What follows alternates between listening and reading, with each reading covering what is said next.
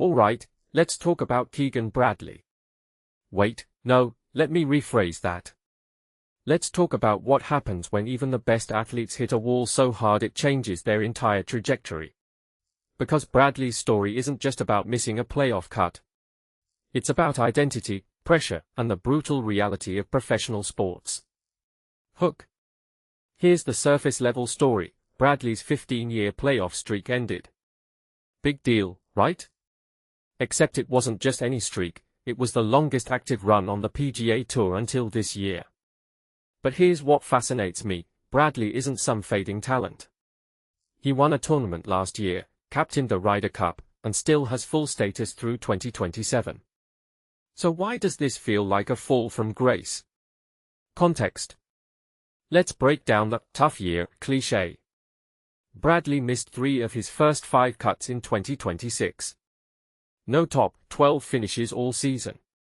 And his Wyndham performance? A rollercoaster of birdies, double bogeys, and inconsistency. But here's the thing, this isn't a new problem. He called it a tough year and a half. That wording matters.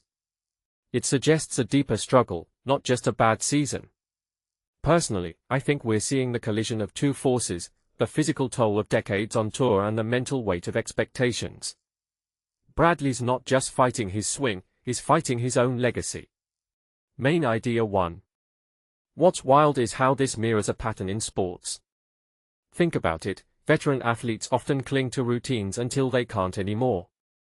Bradley's refusal to take time off, even after a rough start, says volumes. He doubled down, trying to grind through it. But what if that's the mistake? In my opinion, the PGA Tour's schedule is designed to chew up players who don't adapt. The fall series? The playoffs? They're not just tests of skill, they're endurance games. And Bradley, for all his grit, might have reached a breaking point where effort alone couldn't fix the cracks. Main idea 2. Now let's zoom out. Bradley's moving into a vice-captain role for the President's Cup. On paper, that's a lateral move.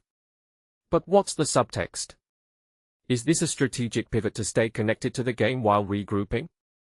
Or is it a subtle acknowledgement that he needs distance? A detail I find fascinating, he's not committing to the fall schedule yet. That hesitation feels like a man staring at a crossroads. And here's the irony, his 2027 security thanks to last year's win is both a lifeline and a trap. It gives him time but also raises the question, how long can he rely on past success before the narrative shifts from slump to decline? Main idea 3. This isn't just about golf. It's about the psychology of high-level competition. How do you reinvent yourself when your identity is tied to being a grinder? Bradley's story mirrors athletes like Tiger Woods or Serena Williams, figures who redefined themselves after the physical prime faded. But here's the deeper issue, the tour's obsession with continuity. Players are expected to be both competitors and ambassadors, mentors and machines. Bradley's struggle isn't unique, it's a symptom of an ecosystem that rarely lets legends step back until they are forced to. Deeper insight. So what's next? If you take a step back and think about it, Bradley's 2027 reset could go 2 ways. He might come back with renewed focus, or he might realize the game's passing him by.